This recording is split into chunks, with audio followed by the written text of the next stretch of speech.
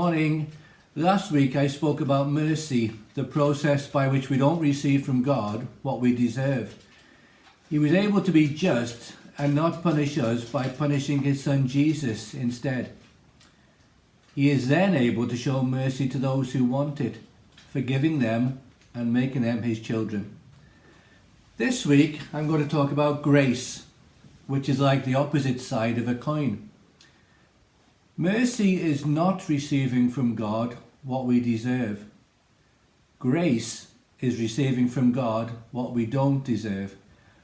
Hopefully the distinction will become clear as we look at another character from the Bible. This time we're going to look at a man called Mephibosheth. He was the grandson of King Saul, the son of Jonathan and a great friend of David, who became the king after Saul. Mephibosheth had an unfortunate experience in early childhood. His nanny dropped him by accident and the fall left him disabled in both feet. But that wasn't the only problem he faced as he grew up. If you were to look back in British history, you'd find occasions where new kings or queens had the former king's relatives and allies killed to establish their rule. Just to mention a few, Henry VIII did it, Edward IV, James I, James II, and even Elizabeth I. Mephibosheth might well have expected the same from David. On more than one occasion, his grandfather Saul had tried to kill David, so it's reasonable to expect that David might kill any relative or close ally. But David didn't. His response was completely different. Jonathan, the father of Mephibosheth, was a close friend of David before he died. Even though he was Saul's son, he sought to protect David from Saul's murderous attempts.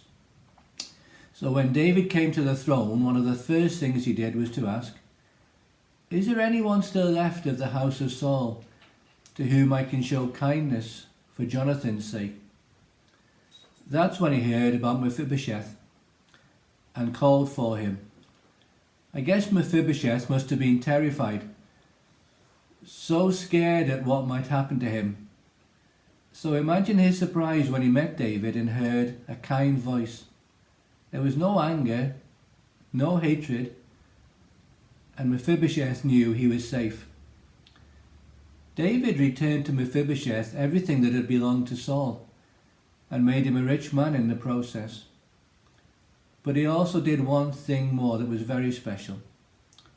He gave to Mephibosheth the right to eat his meals every day at the king's table.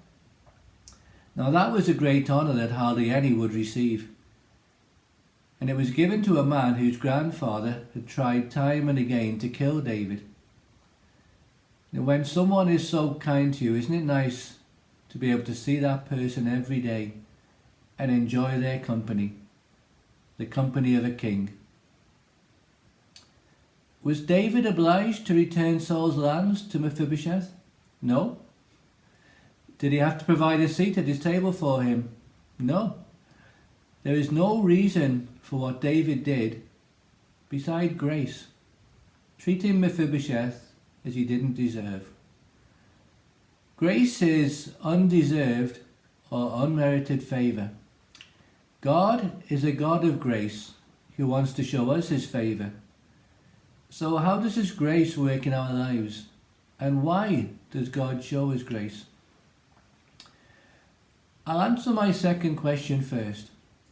Why does God show his grace? Well, the answer is, I don't know.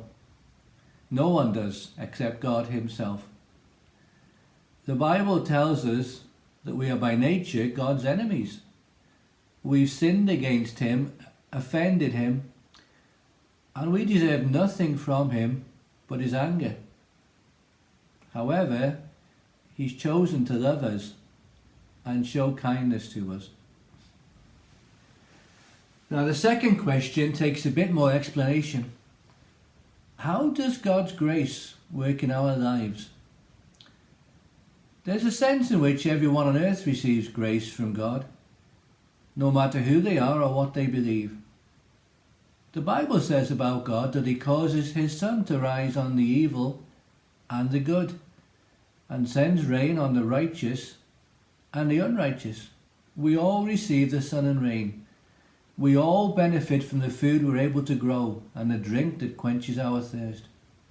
We all benefit from medical advancements and so on.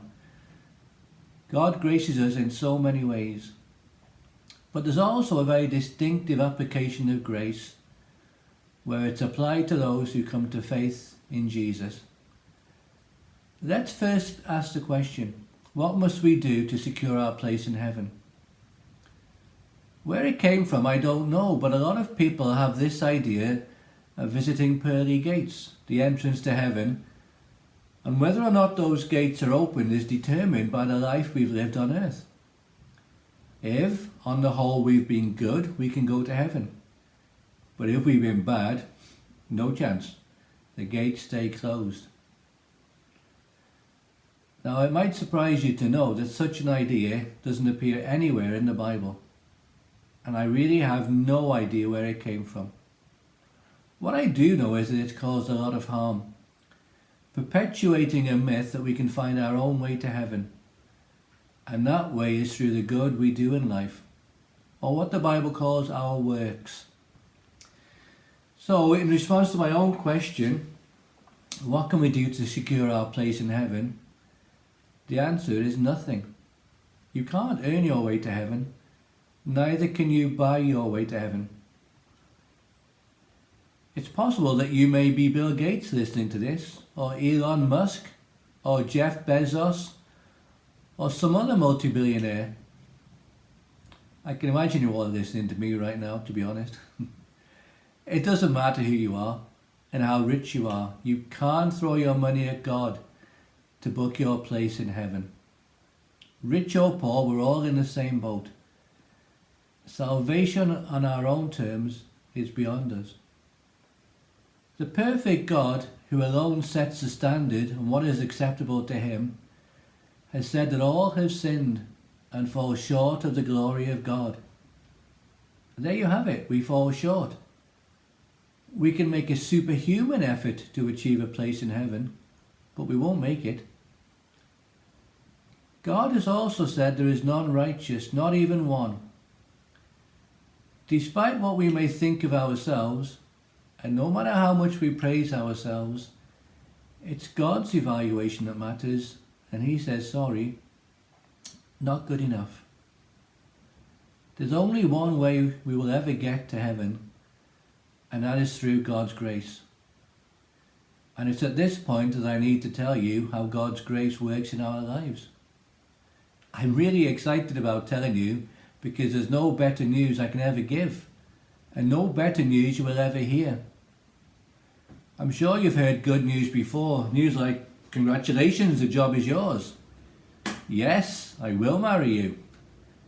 You have a son or daughter. You've won the lottery. But there is no news greater than the news I'm going to tell you. The thing is, I've run out of time. So, if you want to hear this great news, you need to join me next week. And I'll let you know what a difference God's grace can make to you. It's worth tuning in next week to listen. Thanks for listening to me again today. I really do enjoy being able to speak to you. Bye.